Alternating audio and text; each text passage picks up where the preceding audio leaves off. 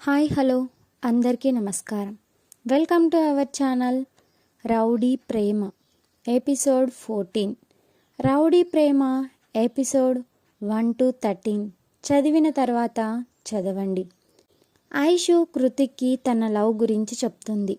కృతిక్, ఐషు, ఇది నిజమే కదా, కల కాదు కదా, ఒకసారి నన్ను గిచ్చవా, నాకు ఇంకా ఇది కలలానే ఉంది అంటాడు. కృతిక్. ఐషు నవ్వుతూ కృతిక్ బుగ్గపై ముద్దు పెడుతుంది. కృతిక్ని తీసుకొని వాళ్ళ ఇంటికి వెళ్తుంది. అక్కడికి శృతిని, రాహుల్ని కూడా రమ్మంటుంది.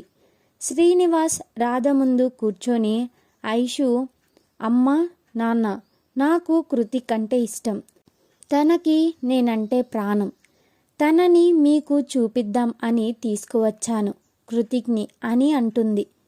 కృతిక్ తన గురించి ఉన్నది ఉన్నట్టు చెప్తాడు. మొన్న ఐషుని వదిలేసే వరకు శ్రీనివాస్ గారికి చాలా కోపం వస్తుంది. కృతిక్ని ఒకటి పీకుతాడు గట్టిగా చెంప మీద. ఐషు నాన్న అని అంటున్నా వినకుండా ఐషుని ఆగమని అన్నట్టు చూస్తారు. శ్రీనివాస్ కృతిక్తో నవ్వుతూ, నువ్వు మా ఐషుని పెళ్లి చేసుకుంటే ఆ రౌడీయిజం మానేస్తావా అని అడుగుతారు. కృతిక్ ఖచ్చితంగా మానేస్తాను, కానీ అప్పుడే కాదు, నేను ఒక 6 monthsలో మొత్తం మానేస్తాను అని చెప్తాడు. కృతిక్ నిజాయితీ నచ్చుతుంది శ్రీనివాస్కి. శృతి, రాహుల్ కూడా పెళ్లి చేసుకోవాలి అనుకుంటున్నారు అని చెప్తారు. కృతిక్ అక్కడ సాయంత్రం వరకు ఉండి వెళ్ళిపోతాడు. కృతిక్ని ఎలా దెబ్బతీయాలి అని అనుకొని ఒక అతను, కృతిక్ అంటే ఎవరికి పగో ముందు తెలుసుకోవాలి, వాళ్లతో చేతులు కలిపి ఆ కృతిక్ గాడిని బాధ పెట్టాలి, వాడు బాధపడటం నేను చూడాలి అని అనుకుంటాడు. అనుకున్నదే కృతిక్ అంటే పగ ఉన్న వాళ్ళ గురించి తెలుసుకొని అతని దగ్గరకు బయలుదేరాడు. అతను ఒక బంగ్లా ముందు కారు ఆపి ఇంట్లోకి వెళ్ళి రహీం అనే అతన్ని కలిసి మాట్లాడుతాడు. రహీం అడుగుతాడు, కృతిక్కు నీకు పగ ఏంటి అని. అప్పుడు కారులో బంగ్లాకి వచ్చిన అతను, నా పేరు సుదర్శన్, నేను అందరితో మంచిగా ఉండేవాడిని, నేను ఒక అమ్మాయిని ప్రేమించాను, ఆ అమ్మాయి నన్ను ప్రేమించలేదు అని తనని కిడ్నాప్ చేసి వెళ్తుంటే ఆ అమ్మాయి వాళ్ళ నాన్న కృతిక్కి చెప్పి నన్ను బాగా కొట్టించి నా దగ్గర బందీగా ఉన్న ఆ అమ్మాయిని తీసుకొని వెళ్తాడు. తర్వాత ఆ అమ్మాయికి పెళ్లి చేసి వేరే దేశం పంపించేశారు కృతిక్, ఆ అమ్మాయి వాళ్ళ నాన్న.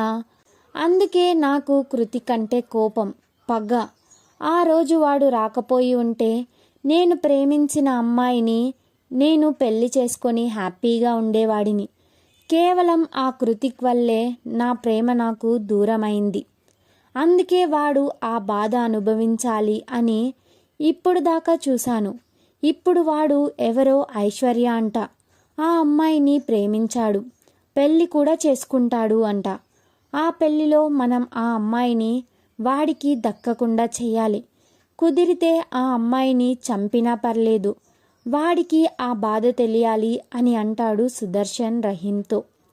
సుదర్శన్, నీకు ఆ కృతిక్ గాడికి పగ ఏంటి అని అడుగుతాడు సుదర్శన్. రహీంని అడుగుతాడు.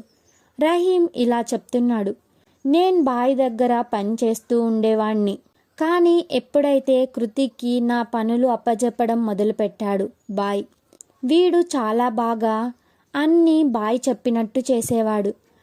బాయ్ ఢిల్లీలో ఉంటూ నన్ను కృతిక్ని హైదరాబాద్లో సెటిల్మెంట్లకి పెట్టేవాడు. నేను మొదట్లో బాగానే చేసేవాడిని, కానీ జల్సా లైఫ్కి అలవాటు పడి సెటిల్మెంట్లు నేను సొంతంగా బాయ్కి కృతిక్కి తెలియకుండా చేయడం మొదలుపెట్టాను. వాటితో పాటు ఇల్లీగల్ బిజినెస్లు కూడా మొదలుపెట్టాను, డ్రగ్స్, కిడ్నాప్స్ అన్నీ. చాలా రోజులు బాగా సాగింది. కొన్ని రోజులకి ఆ కృతిక్ గాడికి తెలిసింది. విషయం నన్ను నిలదీశాడు. నేను ఒప్పుకున్నా, కానీ వాడు తెలివిగా నేను అన్న ప్రతి మాటను బాయ్ వినేలా చేశాడు. బాయ్కి కోపం వచ్చి నా బిజినెస్లు అన్నీ తన పలుకుబడితో ఢిల్లీలోనే ఉండి మొత్తం మూయించాడు. నేను బాయ్ని వేడుకున్నా, బాయ్ ఒక్క మాట అన్నారు.